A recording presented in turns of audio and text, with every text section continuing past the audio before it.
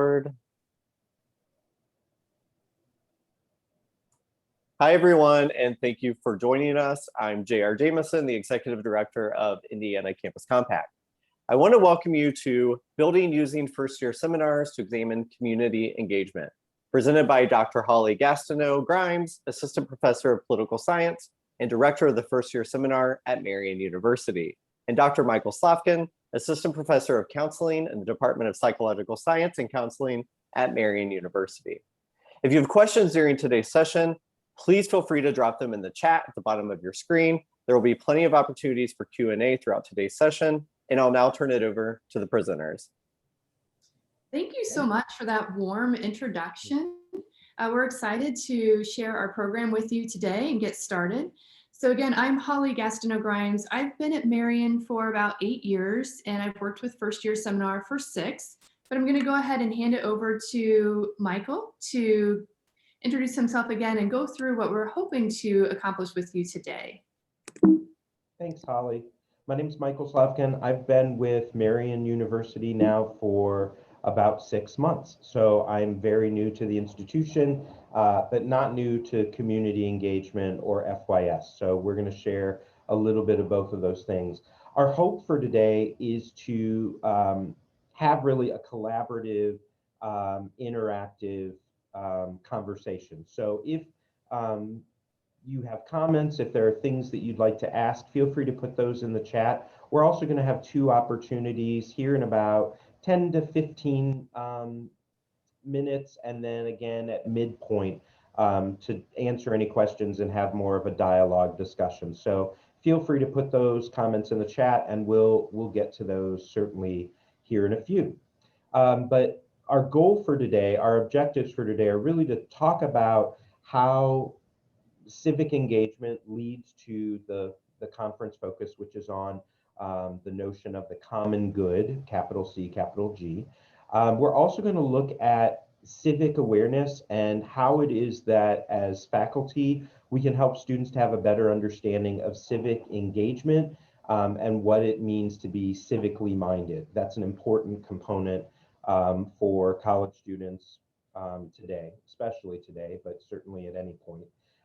We're going to talk about how we can incorporate civic responsibility into our courses and how we can do that from a variety of paradigms and modalities. So it's not just something that we need to do in the arts and sciences, but we can do in other areas of the institution as well. And then finally, we'll talk about what is sort of the role of public discourse and the art of public discourse in helping young people to experience what democracy looks like and what having a strong voice in democracy looks like. So that's the goals for today.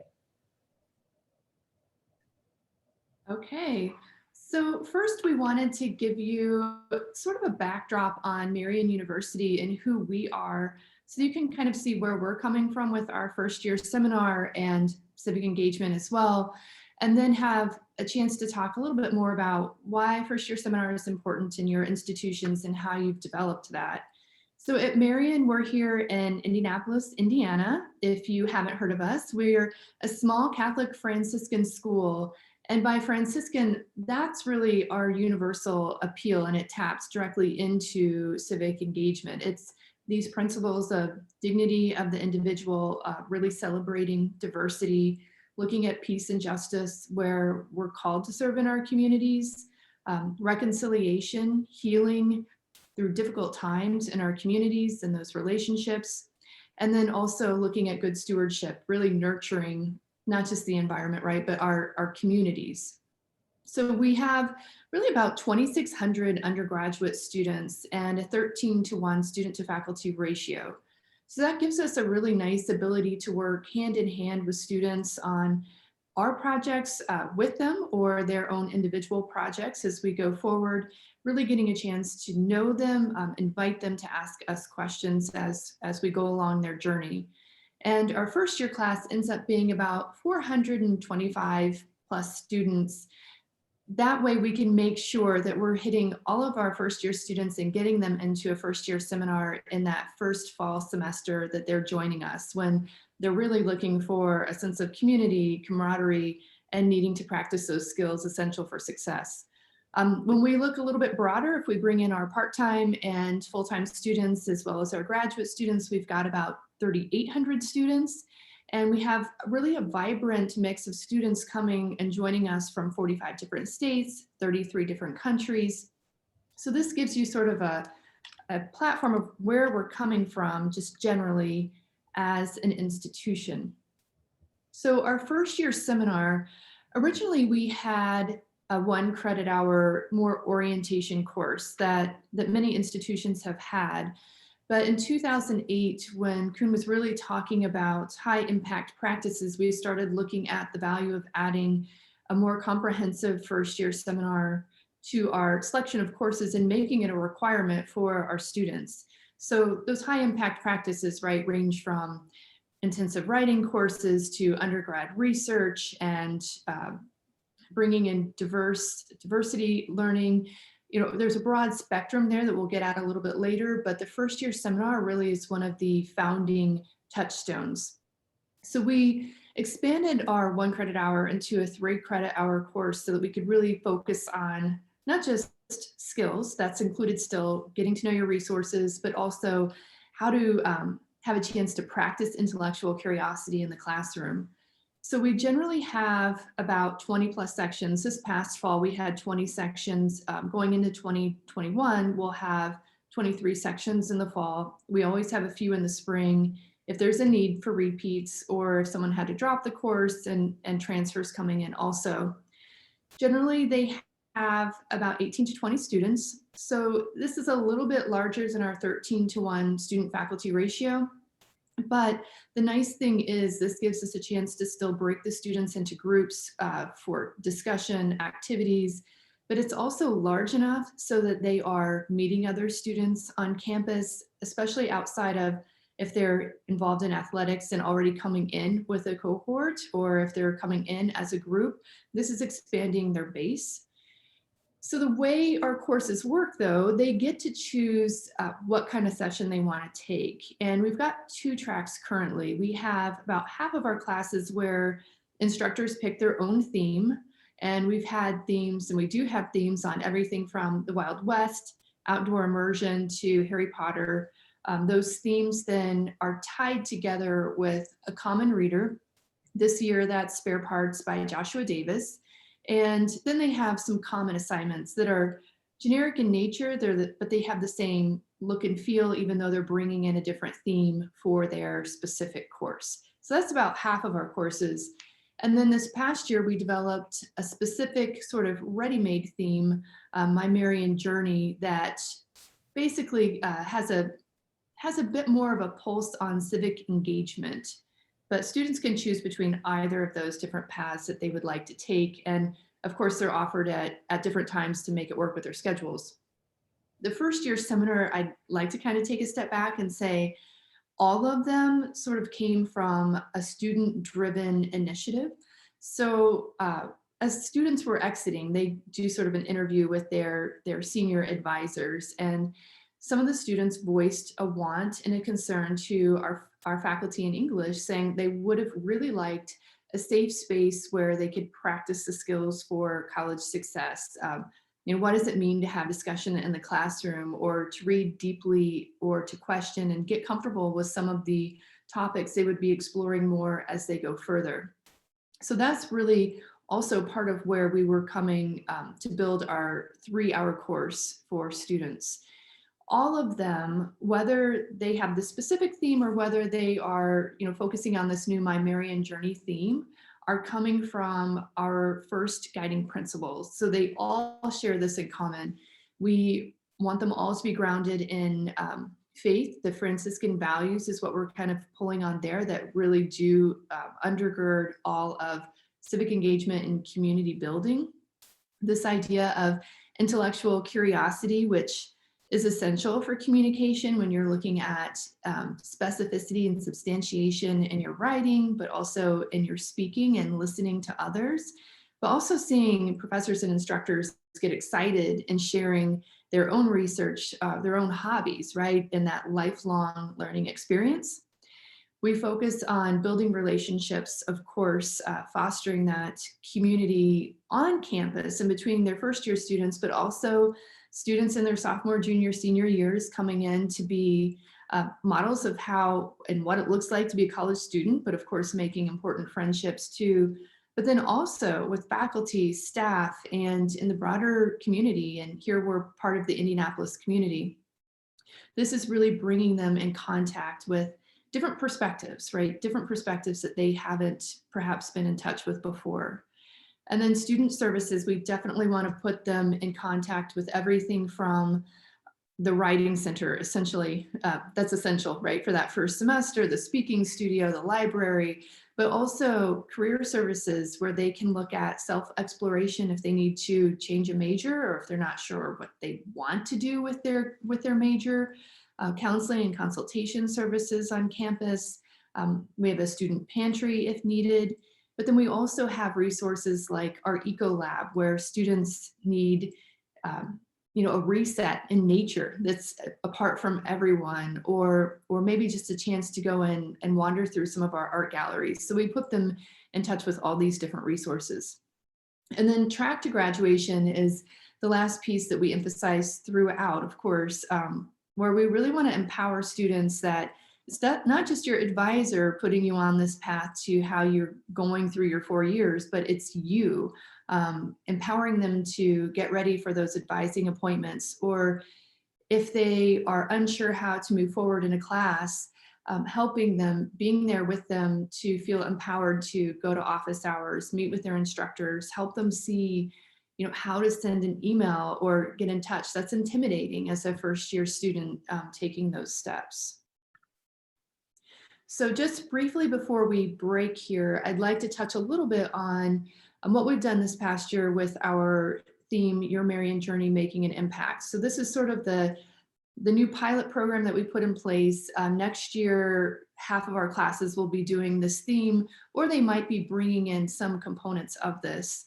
But this course really pulls on a selection of readings rather than a common reader to really get at this idea of your journey requires reflection, but then to truly make an impact, this goes beyond that idea of a leader just sitting kind of at the helm of a ship and guiding everyone, or at the helm of a group, but truly it takes deeper consideration of what your values are and critical thinking to see how your values inform your actions and impact others around you.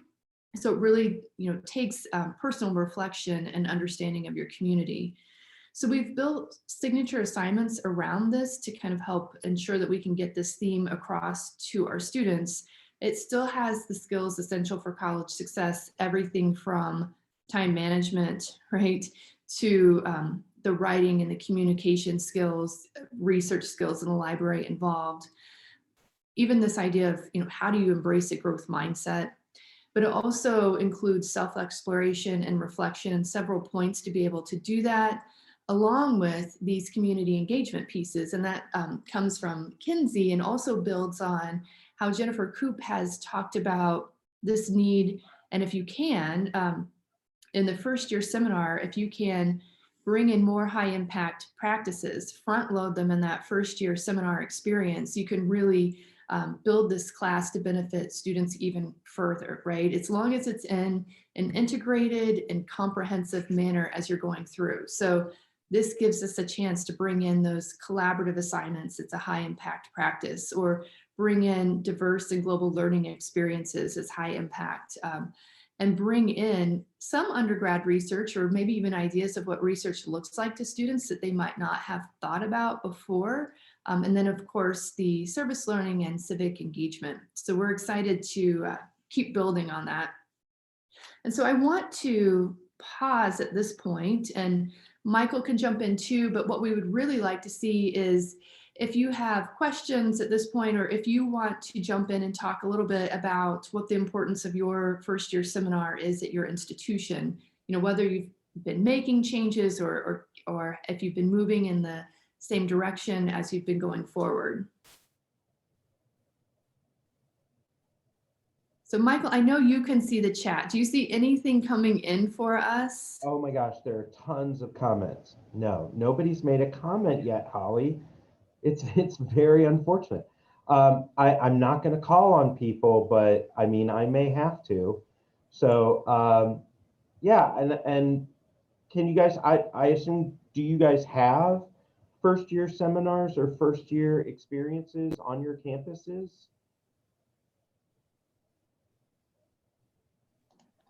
I'll just speak out. We're relatively new. We've had different little programs, but they've never been to the level of a full-blown first year seminar for every program. And I'm at IU Northwest up in Gary.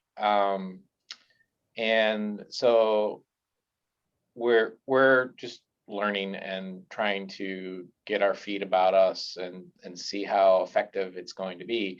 The other exasperating piece of it is not only are we just starting out with a larger program, but most of the schools and colleges kind of create their own. So the deans are kind of in charge of, and the department chairs are in charge of developing their own first year seminar within their schools and colleges at the university. And so that brings its own challenges of, well, how do you assess, at least from an IR perspective, how do you assess like all these different programs that are maybe very different in some ways? Mm-hmm. John, can I ask, so what is your role at your institution then? Because I'm hearing how, your programs are sort of sprinkled across all these different departments, and it sounds like you're trying to see how you could weave them together. Well, yeah, I mean, I don't, we've always done things very piecemeal with a lot of the different pilot programs that we've had in the past, and I have no problem with that, but I'm an institutional researcher. And so like being able to look at it from that perspective, and then the qualitative nature of community engagement creates some challenges as well, which I've always struggled with as an office, as a small office. We don't always have the luxury of a lot of resources to be able to throw around it. Developing those qualitative data reports, and we have to be efficient with our time and come up with maybe a broader way of looking at all these things. So Sure. So one of the things that I can say, having been, I've only been at Marian now for a couple months, but having experienced FYS at Manchester University and at University of Southern Indiana previously, as you talk about the qualitative nature of experiential learning and service learning in particular, there are some key components that are critical components to effectively facilitating what I would consider service learning or academic service learning in a higher education forum. So as an institutional researcher, part of, I think, your goal would be to try to systematically examine some of those core outcomes that are essential for those pieces. So for example, community engagement really requires a give and take, a collaborative voice, both from students as well as community partners. So is that something that could be investigated, or could we systematically survey both faculty, students, and community partners for their input into whatever occurs? We'd also probably want to see that whatever is being done experientially, that there is a component that is academically engendered. So even if that looks different across different departments, you can still ask general questions about, did the project that you were doing connect with the content for the course? Is that something that can be clarified?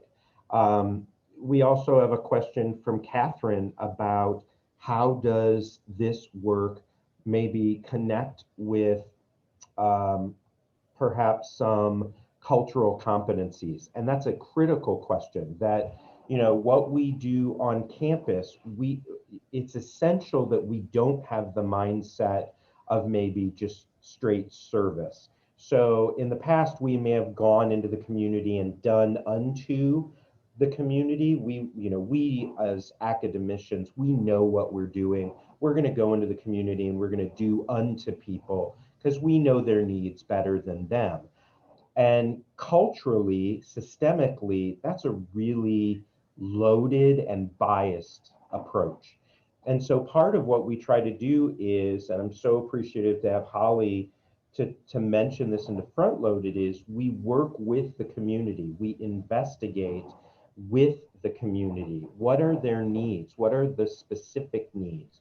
To systematically examine what is going on in the community, not just Marion's community, our little bubble of a campus, but in the community around us. What are housing related issues? What are culturally related issues? Socioeconomic?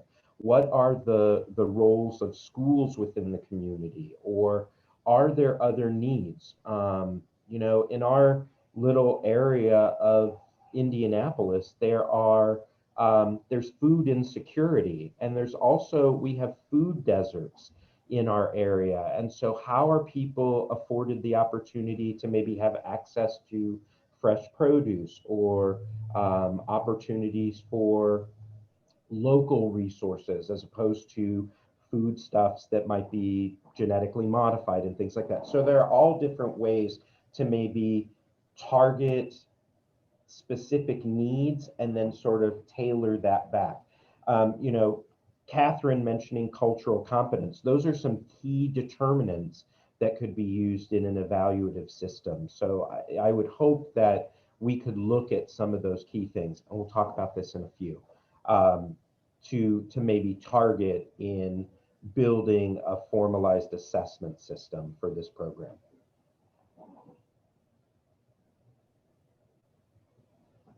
Okay.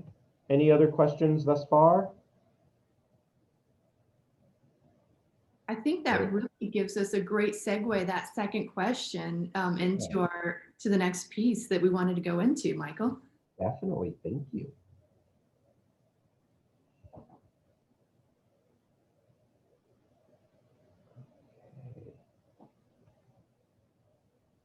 Great.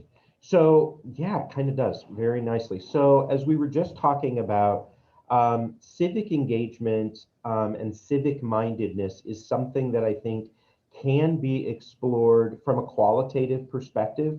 We can talk about the importance of examining what it means to be a strong citizen, what it means to be connected and tied to your community. Ehrlich, about 20 years ago, talked about what it means to truly make a difference in your community. What does it mean not just to be connected with the community, but to really feel this impact, this cohesion with what's going on in the community? And so as we think about civic engagement at the college level, we want to ensure that whatever we do, that we help our new students on campus to have a sense of knowledge, skills, values that tie in with being a strong citizen, a strong community member. We also want to make sure that they understand that being in college is not just about, checking the classes off and then just graduating, right? It's not just that you're a part of college, you complete these credits and then yay, you're a college graduate and everything's great. We want to make sure it's also about this quality of life. Can we help them to understand that being a learned individual is ultimately about the common good? It's about helping everyone to have this stronger sense of purpose in life so that each of us comes to feel a part of a community, a voice in the community, and to feel engaged and connected with what's going on. And that can be both from a political as well as a non-political perspective. We do get into politics, even in classes that, Holly is, one component of Holly is that she's a political scientist. I am a counselor and an educator, a teacher educator by training. But just because I talk with people about their feelings and, having a voice, it's also, there is sort of having a voice, even if that doesn't sound like a political process, or you wouldn't necessarily think, oh, counselors are getting into politics. It is a political process. We want to engender in everyone, including our students, a sense of voice, a sense of purpose, and that they have something to say and that we should hear that. We should listen to it. And that goes for people in our community as well. You're not just coming to a campus where you're going to have this static sameness experience. Our hope is that you will be speaking with people whose ideas are different than your own, and hopefully listening as well, and getting a sense of what it means to collaborate, to cooperate, and what that looks like to developing into a sense of civic mindedness, working on helping to create a difference in the community, not just being a part of it, but helping to shape it and helping to grow it. Sometimes that's through cohesion, as you can see here on the right-hand side, but sometimes civil action and civil mindedness, that kind of duty, also calls for challenge and change. And we've seen some of that over the last several years, that it's not just about being a part of the community by doing good deeds once or twice a year, but having that in your mind, having that in your heart, your body, your soul, every day of the year. And so working towards connecting with others and then transitioning and transforming that into powerful community engagement. Next slide, Ms. Holly. So what is the role of that in FYS? And I want you guys to just briefly think back to your very first day that you were on a college campus. So I was 5'3" fetus in shoes, 17-year-old at DePauw University. I was very socially awkward, but super excited to be there and thinking like, what is college going to be all about? Why is this important? I knew that everybody kept saying college is going to transform you and college is going to change you, but I could not have imagined what that would have been like. So for you guys, just maybe jot in the chat for yourselves there, just real quickly, jot a couple comments about what was that like, your first days, your first weeks in college? Why were those experiences so transformative for you? And when we think about FYS, and I'm going to check this chat, and if you guys aren't getting involved, no lunchtime snacks for you or something. I don't know. We're in a different place, so I'm not giving you snacks, but still. So how is it that, at DePauw, we did not have an FYS. We did not have a common experience. But I remember in those first days, really being nervous about connecting with people. I was scared. It was like, who's I going to eat lunch with? And who was I going to connect with? Like, I didn't know anybody on campus at that point. It was one of the first times I had been away from home, away from a close-knit community. I had a very close family. And so if you can envision that, think back to the way that was for each of you and for your families, being away from people. Yeah, I appreciate that, JR. Yeah, how could you be, how is it that you can be a part of a community, but truly be who you are, authentically who you are? It may be, absolutely, Catherine. Yeah, it may be that you're suddenly being introduced to things you had never experienced before. And so I was blessed. I had a roommate who was from New Jersey. He was like 6'5", big lacrosse player. And I was this teeny, like literally, I was 5'3" when I went to college. You can't tell now, but I'm like 5'11" now. I grew like 6 inches my freshman year. I also grew like, well, we won't go there. But, you know, as you experience these new people and these new ideas, he had all these ideas. He was Catholic. I was Protestant, from a Protestant and Jewish household. So coming to an institution where it was a Methodist institution, but I had this Catholic roommate who had never been to Indiana, and he had experienced all these worldly things and had traveled and stuff. All of that makes a huge difference in having a sense of who you are and what is college going to be about and what is going to be happening with you. And so how do we help students to feel involved and engaged and especially accepted? You know, it's interesting, in those first couple weeks, we lost 3 or 4 students on our floor. And I remember thinking at the time, I was terribly homesick. So I got that. I understood why they were leaving, because they wanted, you know, to go back home. But I kept feeling like I can't go back home. I'm supposed to be doing something here that's bigger than just me. And I really regret not going to an institution with an FYS. And now, as a professor, I recognize, you know, in those first couple days, I help them because I share that story of myself. I share with them, you know, what does it mean to belong to a group? What does that sense of belonging mean? How to help them to feel, you know, a sense of connectedness, that I'm not alone in these feelings, and I'm not alone.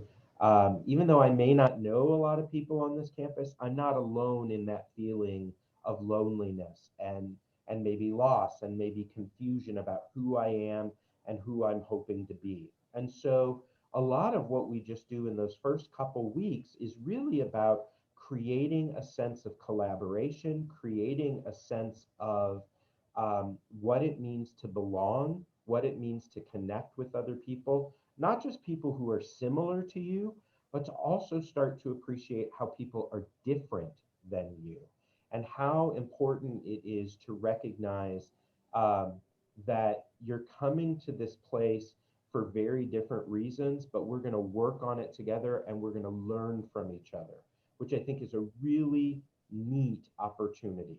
So that's sort of the role of SYS, is helping to shape all of those things that you guys were just mentioning in the chat. Okay, great. I loved hearing the story of being at DePaul and how that felt, right? It always offers us a moment to kind of reflect back on and think, are we truly meeting the needs when we hear and listen to our peers' past stories and hear students now? So in our Marian first year seminar, all the courses, before I jump into some of the specifics here, in the first couple weeks, we're having scavenger hunts to learn about the campus and having the students go out in groups to do that, so that they just get comfortable with one another and who those other individuals are in the classroom. They're, you know, doing the goofy icebreakers that maybe, you know, no one wants to jump into to begin with, but then once they're involved in doing that, it sets a basis, right, just to kind of sit back and hear your peers as you're moving forward. And even doing exploration on the campus resources and having the students report back and do mini speeches truly is a form of community service to their peers, because they're helping them see what needs are available for them on campus, even if they don't see that. And they're going out in groups to do this exploration, because it can be intimidating to do that on your own. So as we work up through the class in our Marian Journey course that we've built as sort of a ready-made theme, as we get to about week 6, we've built in student-led workshops and faculty and staff workshops to really lay a foundation for having deeper conversations about what being in a community is, or at least to start recognizing that, to give them a chance to start processing and reflect on that. So one of the things we do, we go to our we call it the Exchange, but it's a career center here on campus. They, of course, they help seniors with job development and placement, but they are, as I mentioned before, helping with internships, helping with exploration, and they guide students through an assessment from Clifton, the Clifton Strengths, where students have an opportunity to take a short assessment and really see generally what some of their strengths are that fall into these broad areas of being an executor, if you're more focused on influencing, building relationships, or strategic thinking. But all these allow you to work in different majors, but it also helps you see, what do you bring to the table when you're working in groups or when you're working with your peers, and what do you recognize and see in them? Oftentimes, so you can see, oh, I'm great at strategic thinking, but I really have a hard time getting things done, or I can, right, when push comes to shove, but it'd be great if I compare with an achiever, which would fall more into that executing domain rather than the strategic thinking there. So it offers them a chance to have a platform when they're in discussions too, or in small groups, to think beyond what's our goal and what do we need to get done, but how do I see the others here and what they're bringing? Can be hard to have a small discussion or even chime up in a larger class setting, but when you are guided by seeing what the strengths of others are, that can help set a platform. We also have a series of cultural competency workshops, and the Identity Walk and implicit bias activities are two of those. These stemmed from our 21st Century Scholar Office, and then they were picked up in our Unity Center, where students train and put these programs together and then come into the classrooms to lead this for other students. And I'm not sure if you've heard of an Identity Walk or been part of one of those in the past, but this is a visual activity and a silent activity to begin with, where posters are used to display different aspects of our identity, from our socioeconomic identity, our gender, our sexual orientation, citizenship, religion, ability. There's a broad range. And students are invited to think about which part of their identity influences them most or least, which they think about most or least, which they feel others perceive first about them, what they want to learn more about. And as you ask this series of questions, students are able to move around the room to the different identities. And it's not meant at first for them to have to share personal stories or anything of that nature, but to simply see and recognize where their peers are coming from and what might matter to you versus others in your own classroom. And we've also put that together where we've done a poll afterwards with the various classes so they could see as an entire first year cohort, what does this look like? What are my peers grappling with? So that's one. And of course, we do offer time for debrief and discussion, and students they're writing a reflection on that they can delve into their own personal piece, but we also share films and clips and apply it to that as well, so that students can focus on it beyond looking within if they don't have that comfort level yet. And then the implicit bias activities, we've pulled on Dolly Chu and her book, where she looks at all of us wanting to be good-ish people, wanting to be good, but she delves into the science of how our brains work and make associations. And so students read a short piece, an excerpt from her work on how our brains make associations, but what that means for implicit bias, how our society brings that to us, and how we have to sort of wade through this smog and fog of images and associations that are being made for us. So how that can lead toward unintentional but hurtful biases, and then also how this deviates from looking at implicit bias versus explicit bias. And so we've put together a series of activities to help them grapple with what that means, and sharing personal examples too as we can. Another piece that we've done to kind of show what we've done in this My Marian Journey theme course, we've expanded the definition of service so that it's not, and Michael covered this, right? It's not just going out into the community and working and doing something physically always, right? But it can be other things. One important part of service truly is to be an informed citizen, and especially in the time of information overload and bombardment and with social media, and it's really hard to pop your social bubble unless you intentionally go out and have the tools and know how to do that. But really focusing also on being informed, but also listening to others in your community.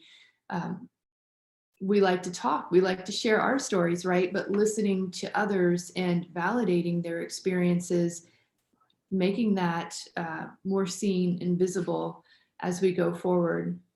And then that gives us more of a platform to stand on to become an ally for others, to see what truly are those needs that need to be looked at or addressed in our community or by particular groups in our community. So we've built this into a StoryCorps inspired community project where students go to the library first, they research on a current event issue. This year we paired it into 3. So we did COVID, racial injustice, or the 2020 election. And then after they have sort of a grounding and they pull some current event reputable articles on that topic, they find someone in the Marian community. This past semester was social distancing, but our hope is, to take this community wide beyond campus to looking at how the community has dealt with these issues. What are the lived experiences of individuals in our community? So they do an interview, and then the students are put into groups, right? So everyone focusing on COVID works together, those working on racial injustice or the election. And they build the story of here's what we found in the research, here's what was the platform of what's going on, but here's the rest of the story, and here's how it truly made an impact but was felt and lived differently, perhaps depending on identity or perhaps depending on where you're at in society and your experiences. All right, so I'm going to pass this back to Michael because he is also building some more comprehensive pieces into his own FYS course for this next year. Right. Thanks, Holly. So I really want to focus in these final minutes on this notion of what are these high impact practices that we can engage in to ensure that our students really can gain an appreciation for what it means to be both an authentic activist in their community, but also to really discover more about themselves by being active as well as the community that they've joined. So whether that's Marian or whether that's your institution. So in the FYS that I'm going to be offering in the fall, and this is something that I've offered at a few other institutions, but it's basically based on 3 phases of learning. So who I am, or who we are as an institution or as individuals. So a self-reflective piece. Looking back to others who have served. So that notion that at one point in young people's lives, they were actually called into action and called into service at your age because of issues they were facing in their communities, whether that was the civil rights movement, whether that was World War II, World War I, the Civil War. There have been these times where young people have been called into service. And yet we know now, basically by Braungart and Braungart, that when we look at youth movements over the last several decades, youth have not been as active, perhaps, as at other periods in our history. And why is that? And so maybe challenging students a little bit by sort of examining the role of youth voice in shaping and changing communities, and then examining that from a current period. And is it in fact accurate that young people are not as engaged today as they may have been? I don't know if I necessarily buy that citation, but we'll see what the students think. So we'll look at that. And then as we segue from an anti-bias perspective, looking at the importance of advocacy and looking at the importance of youth voice in community, we're going to start to create some service learning opportunities. And I don't know what those look like right now because I don't have my students and we haven't done our investigations. But my hope is that we will be looking across campus and in our local community at some needs that are occurring in the mid to late fall, and really investing in interviewing members of our community and then advocating on their behalf or engaging on their behalf and doing some projects that get us into the nitty gritty of some of the key needs going on at that point. If we had been doing this last year, maybe it would have been COVID related. It could have been COVID education. Last fall was an amazing opportunity with the election, and we've seen what the need for youth voice was, not just during the election, but really since January 6th and the events of the transition and what that meant. Next slide, please, Ms. Holly. We're also going to hopefully help them to understand that in order for us to be civically minded, we really have to reconsider who we are and our relationship with our communities. Many of the students, some of the students we work with may have grown up in the suburbs and just not had a sense of activism or accomplishment with being active in their communities. So helping them to sort of reestablish, what does it mean to be connected with community? What does it mean to help shape and influence and transform what that looks like? And so we will do that in large part through problem-based instruction, which again is another one of Kuhn's active learning strategies, which helps students to formulate what are the key problems currently that we're facing as a community, as a society. That could be local, state, national, international.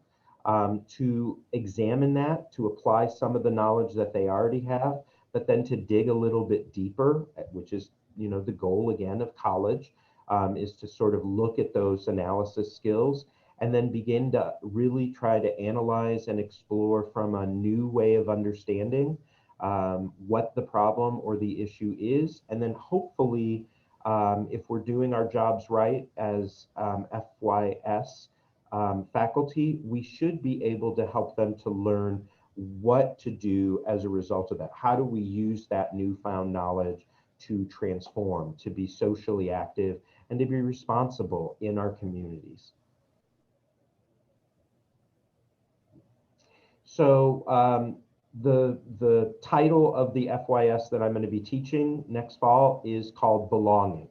And that can be seen both in a variety of ways. We'll start with the initial general understanding that I shared earlier in my comments about what does it mean to belong to a new community like college, like DePauw, was for me, or like your institutions were for you. And so we'll start at that level. We're going to then dig deeper into what it means to belong, what it means not to belong. So what about those in our society who have been marginalized, who have been challenged, who have had their voices silenced, who've been oppressed? And so we're going to look at that notion of community activism. We're going to talk about Stonewall. We're going to talk about Selma. We're going to talk about civil rights and the role of young people, their age, in leading the way in making systemic change, and how sometimes we have to look from without to better understand what it means from within. And so my hope is that by exploring what community activism has looked like with young people in our collective history, we can have a better sense of what our role is in 2021 and 2022 to be socially active. Some of our students come to campus with a sense that activism or politics are a bad thing, that's like a cuss word from some of their households. I know in my household, we didn't talk about politics.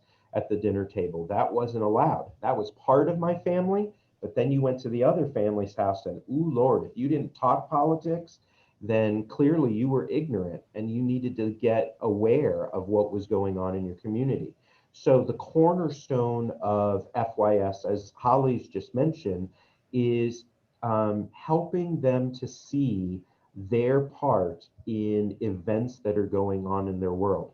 So I may not be at the border in Texas, but as someone who has children or as someone who has younger brothers and sisters, what would it be like to have your parents taken from you and to be put in cages? What does it mean to be a part of a country that put children in cages? Like, just to stop and experience that. What does that mean? What does it mean? And how does that optic look as an American, but look around the world? How is it that the land of the free and the home of the brave, if that is really to be believed, how is it that we are also the same community who has had slavery, the Trail of Tears, the need for a suffragette movement, the fact that we've ostracized GLBT peoples and others with a capital O for most of our history. It's an unusual dichotomy. And so how are we going to face those things as 21st century Americans? And how are we going to engender a spirit of collaboration and cooperation and a new sense of belonging? So that's going to be sort of a cornerstone of what we do. But I think it's a cornerstone of what good FYS across the board does. Next slide, Miss Holly. So this brings us to our final collaboration. I'm hoping there's still folks out there that can unmute themselves here. So can we hear a little bit about maybe some of the things you all have done to incorporate civic engagement? And that can include service learning, problem-based learning, experiential education. It doesn't have to have that formal title of academic service learning, but if it does, we'd sure love to hear that as well. How do you incorporate that into your FYS? And maybe can you provide some examples of strengths that you've done?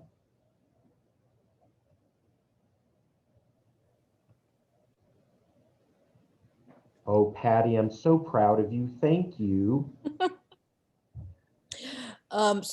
Patty Clayton, I'm in North Carolina. I'm not on a campus.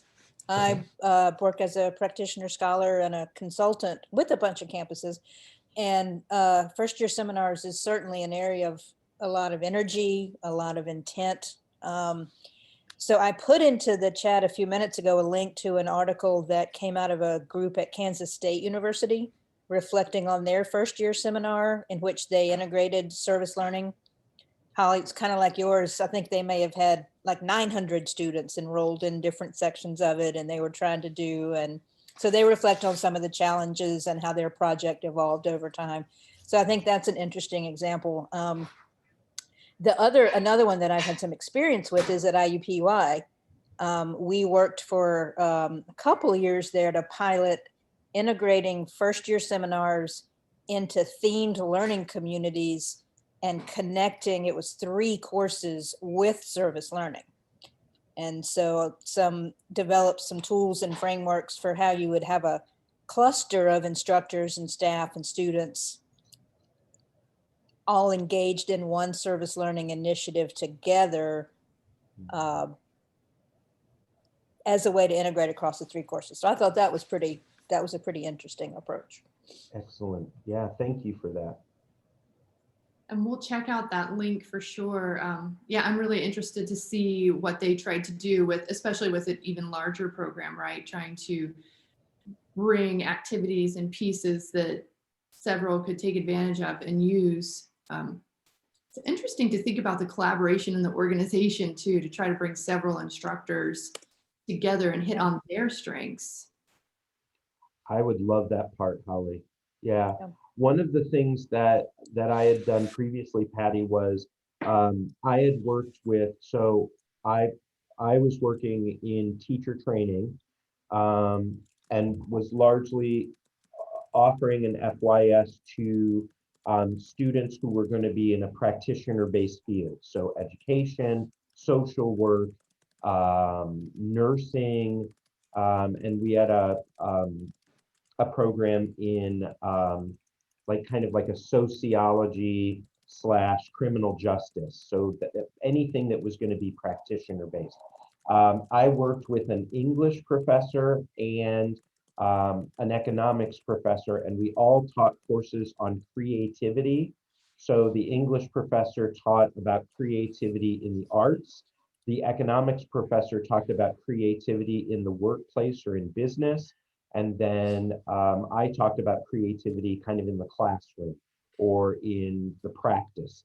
And at 4 times over the course of the semester, we all came together to do some collaborative experiences across all 3 sections, which was mind-blowing. So we had about 100 undergraduate students and 3 faculty facilitating. So sometimes it had kind of an arts flavor, sometimes it had more of an economics flavor. But it was a great opportunity to see how each of us kind of defined creativity and then extrapolate from there, which is really interesting. Yeah. The only other question that I've seen, and I know she's gone now, but was just this notion of how these courses then transcend into higher level courses. How do we offer engagement experiences at higher levels? I think that's probably one, maybe Holly, to ask you as opposed to me, since I've only been there 6 months. Yeah, that's actually a piece that we're working on. So part of what we were hoping to do with revamping and adding kind of a different flavor to the FYS right now is to set that platform so when they're going into their higher classes, they have more of an understanding for jumping into some of that service learning that they might do in their own discipline and major. We have an e-portfolio of reflections that they gather that they can revisit in their English class for one. They definitely use that, but then their senior year, but that's not necessarily always hitting on civic engagement or service learning necessarily, but it might. But our hope is as we did this pilot and we're moving forward with this theme, to begin making those ties and being able to even assess those as we were talking about assessment. Awesome. That's another one. If y'all are interested, I put my email address in the chat. I'm also aware of a couple of projects that have done that, built sequentially across courses, starting with a first year intro kind of thing, heading toward a capstone, and like used service learning sequentially, used reflection prompts sequentially to generate evidence of learning so you can watch how it grows. I was just typing in the chat, but then I said I'd just talk. I really do think that's some of the most exciting potential of thinking carefully about the first year in general and first year seminars in particular. They can so easily sort of be dismissed as, oh, that's that course they have to take to learn how to park and sharpen their pencils or whatever.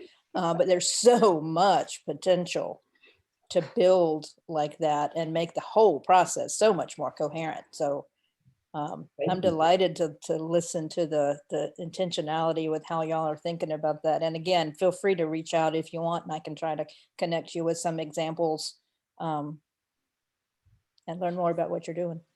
Thank you. So much. And I truly appreciate your comment there too, of how it can be considered as a catch-all course or just the basics, but it can do so much more.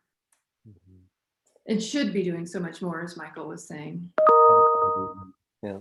Well, thank you, Holly and Michael, for sharing your experiences and expertise with us today, and for all of you who stayed on because you could and to continue the conversation. This will be available via video after the event, and the next sessions begin in about 12 minutes, and we'll see you there. Thank you. Thank you so much, JR. Thank you for all your help.